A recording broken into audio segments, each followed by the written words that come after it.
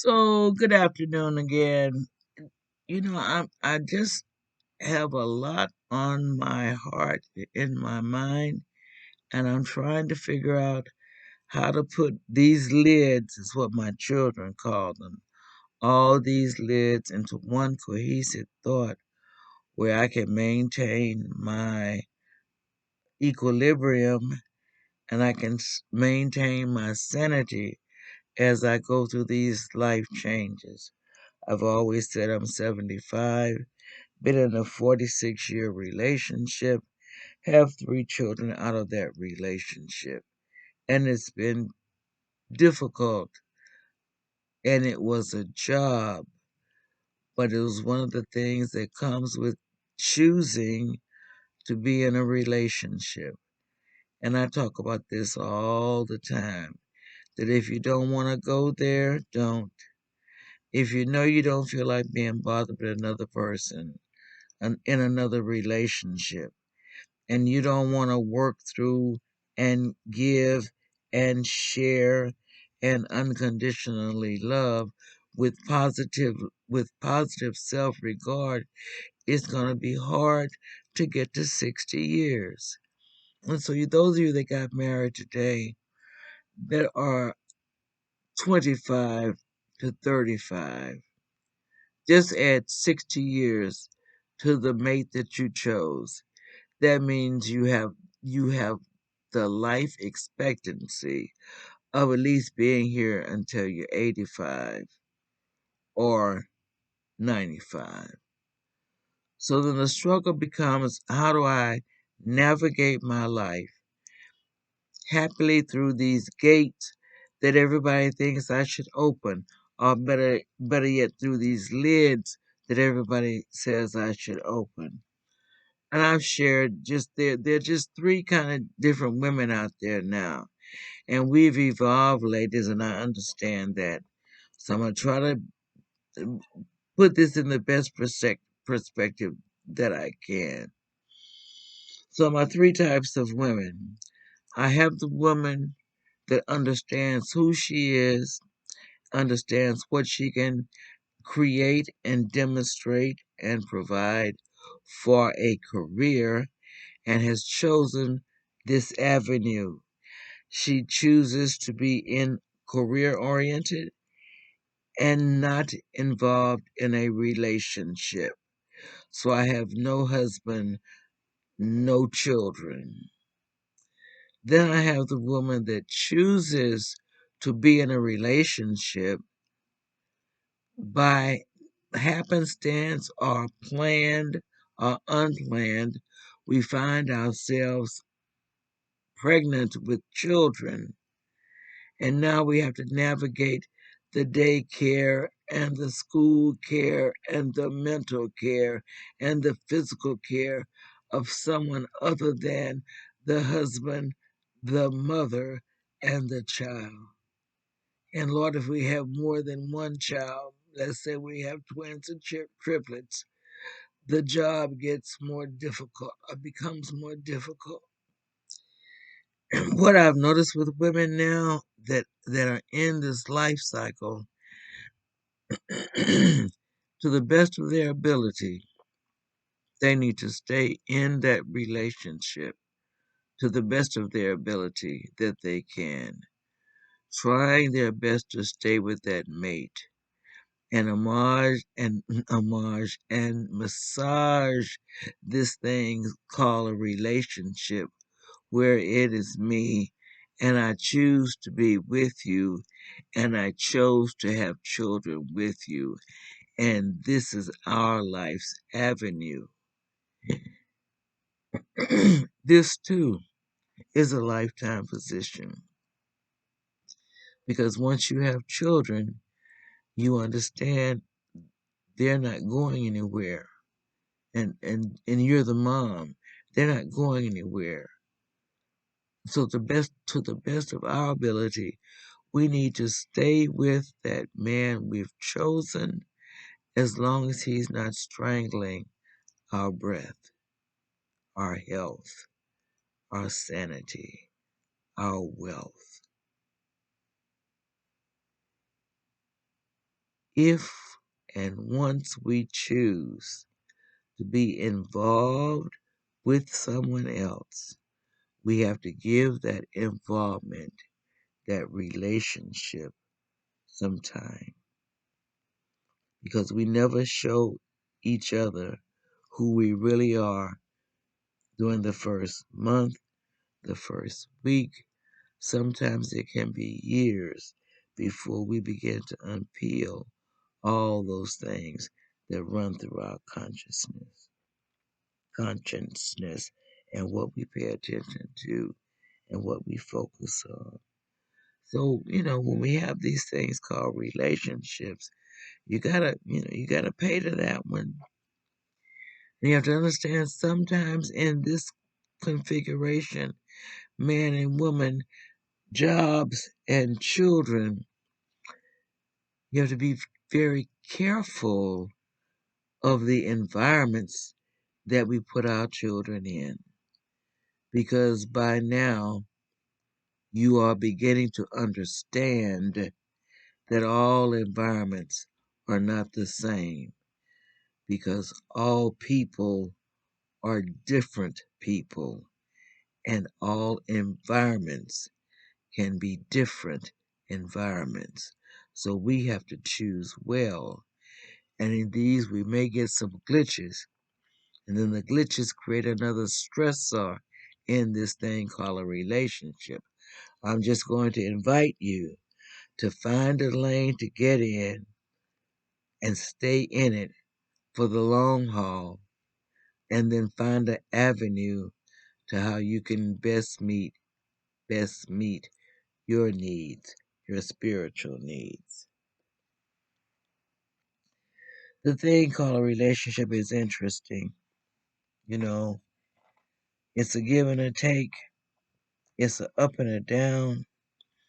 And in most instances, it's not going to run the way you think it's going to run, because we did not unmask enough stories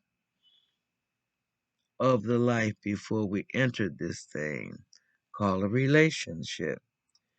And so some of the responsibility for maybe not being comfortable in the relationship that we're in has to do with the fact that we did not do our work in the beginning.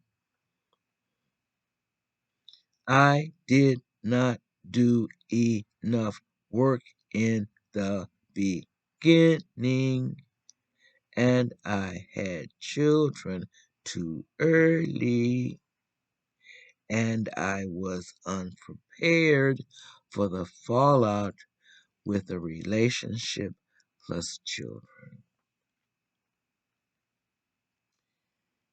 You have to find a happy spot if you chose to be in this environment.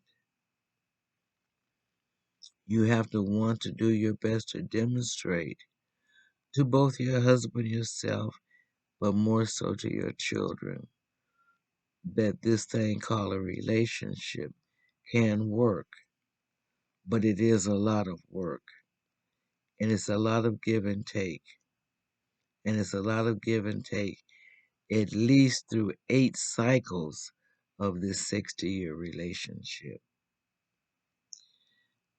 I appreciate the fact that we enjoyed having children in this relationship. But as my third woman found out, if I do my history right, if I understand my religion right, then my job as a woman is to function in that woman female perspective with her husband. And to this union, they will have children, but the care of these children is responsible for that woman because she says, I'm in this relationship to have children and reproduce from a godly spiritual level. Therefore, I'm in this one to win it. There's no such thing as divorce. There's no such thing as mismatch because I've done everything I can do to make sure that when I get in this relationship, it has substance and it has some truths. It takes a long time, and I look at Miss Oprah, and I've looked at how long she's been with Mr. Stedman, and I look at myself. My God, and how long I've been with mine. I always say I'm 46 years in, and I'm 75, and so I may not even get to the 60 on my end of my lifetime. But at least I can say I was able to demonstrate to my children, either for the better or for the worse.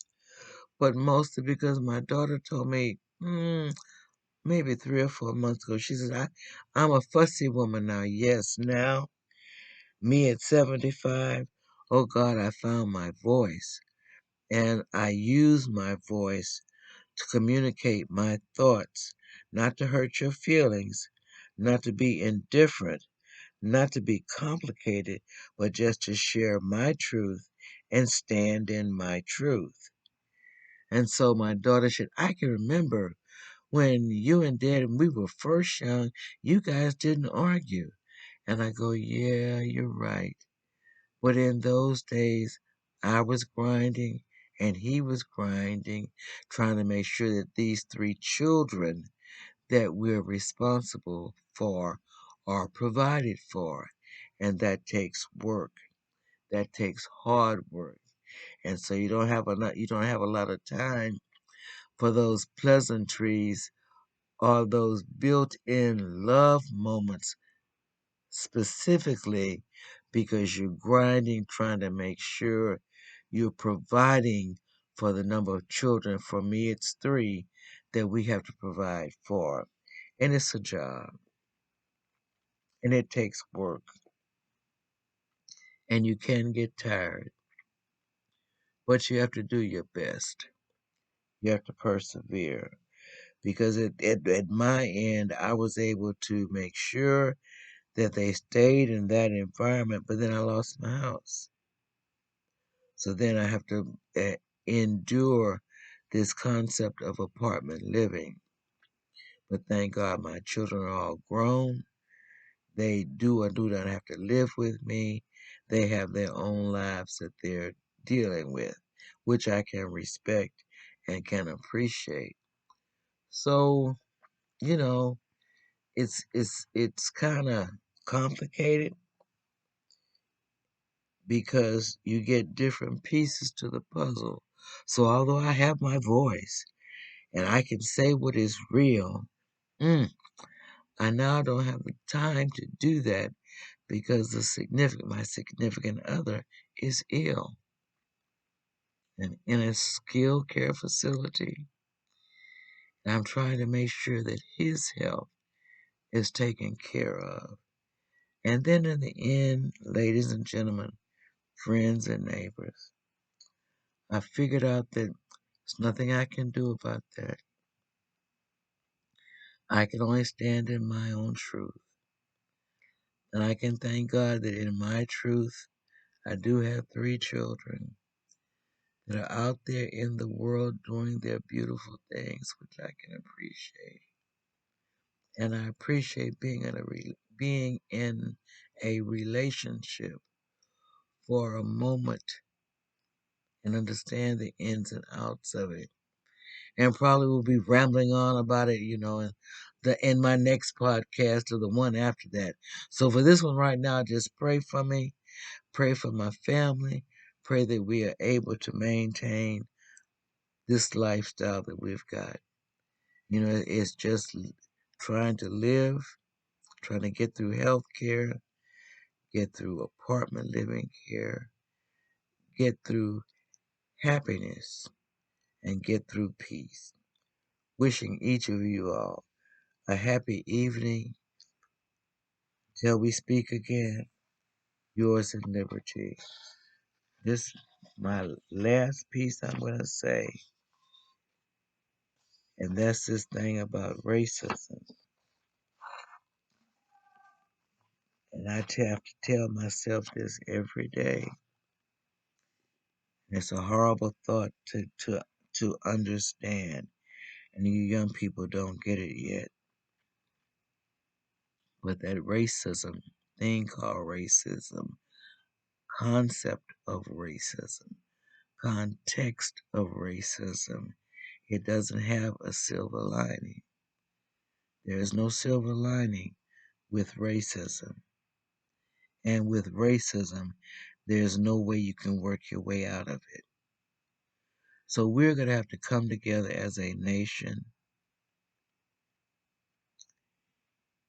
and figure out a way to coexist where you protect us, those that are not Anglo.